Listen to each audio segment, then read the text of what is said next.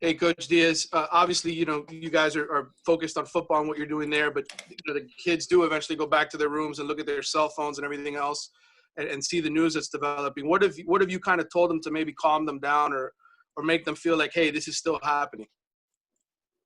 Well, we tell them what we know, right? And look, you all have heard me say this before, but we're so blessed with our university president.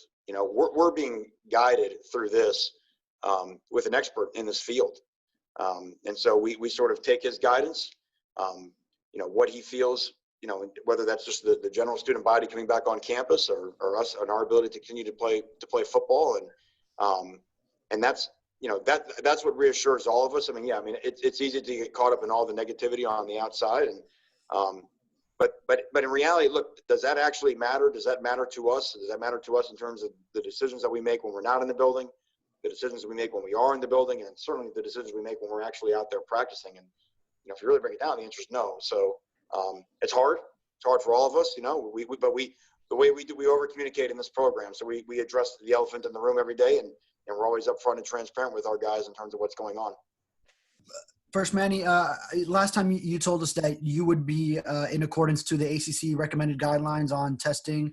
I was wondering if, because those are just the minimal guidelines, would you possibly want to test more frequently than the minimum requirement, maybe test closer to game day than the necessary 72 hours or even right after, so that guys are set for the week of practice?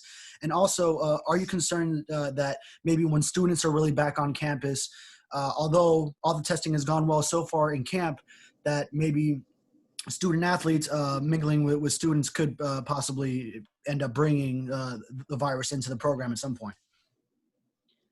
Right. So to answer your first question, yes. We are always exploring our protocols.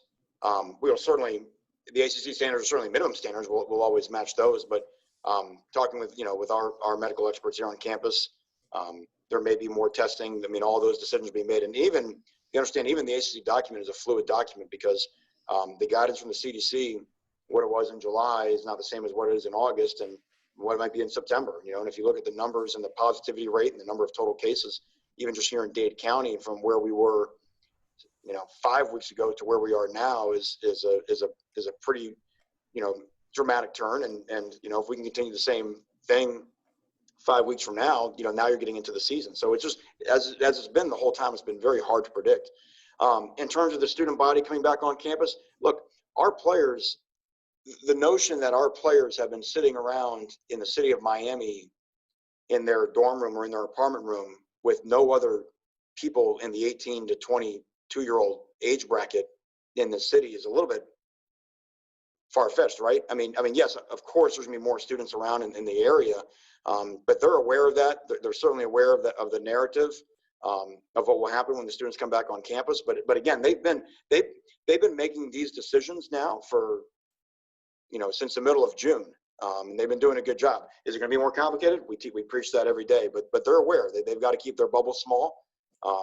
They understand the value of what a mask does and who that protects. And if you're around people that don't have masks on, you got to find another place to be. What are your emotions of being able to practice now, knowing that so many great football players are not as fortunate as you guys are? And then I just also wanted to follow up with about school starting soon. Will the classes all be online? How will the football players handle that end?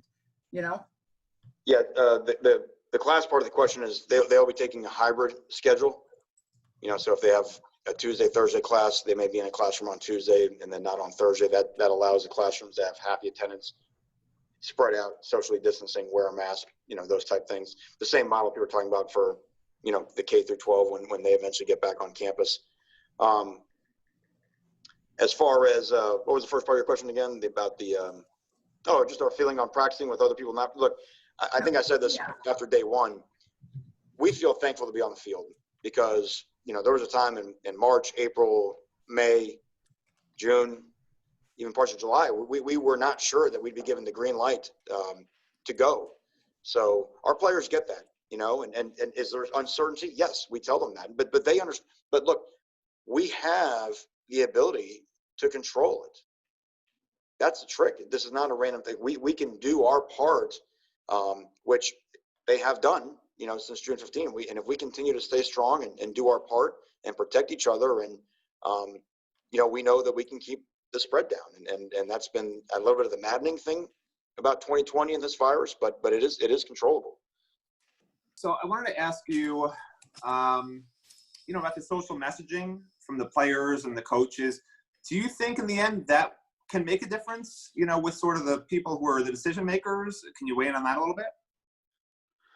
Well, a couple of things about 2020 is we know that we want them to be able to speak their truth. We want them to know that their voice matters. We know that narratives play a big role, and do narratives sometimes set policy? Yeah, I do think there are times where narratives set policy, and I think there was a decision, it happened organically, however it happened, amongst some college ball athletes this past weekend that, we need to express our opinions, because I think people were speaking for us, or maybe the few were speaking for the many. And so I think the many decided that, let's make sure that we're heard as well. Now I will say this, in the messaging we gave to the team today, the hashtag "we want to play" or "we want to coach," what that really means is we want to do everything we have to do in order to play. It's easy to say we want to play, but that has to be a 24-hour, 7-day-a-week guideline in terms of how we practice our behavior. So it's fun to want something to happen, but there's a way about going about it, and they understand the duty that comes with that. Yeah, Coach, I wanted to ask you your thoughts on, so obviously with the Big Ten and Pac-12 deciding to push the season back to who knows when, just your thoughts on, if those players should be able to freely transfer now, just your thoughts on what that might create that way. Would that be something you guys would look into, or is that kind of opening Pandora's box in a way, if they're allowed to freely transfer now? I mean, it's all happening in real time, so I don't think anybody's really considered that. You've got, obviously you've got some numbers in terms of scholarship limitations and the amount of initials that you can bring into your program that might limit some of that. So I don't, obviously in 2020 we're living in, times that have no precedent. So I think someone's got to come up with a ruling on that. But look, we knew this is why we all went conference only, because different parts of the country were going to respond in different ways. I equate it to, if you look at the European soccer leagues, they all started back at different times. France didn't play. Germany was first. England came a couple weeks out. So, now they're coming back together now for Champions League. But there had to be a feeling of hey, look, we all got to solve it our own way. And that doesn't mean one side is right and one side's wrong, because the one thing that's been true about this pandemic is it's a localized issue in many different places in our country, which is so vast.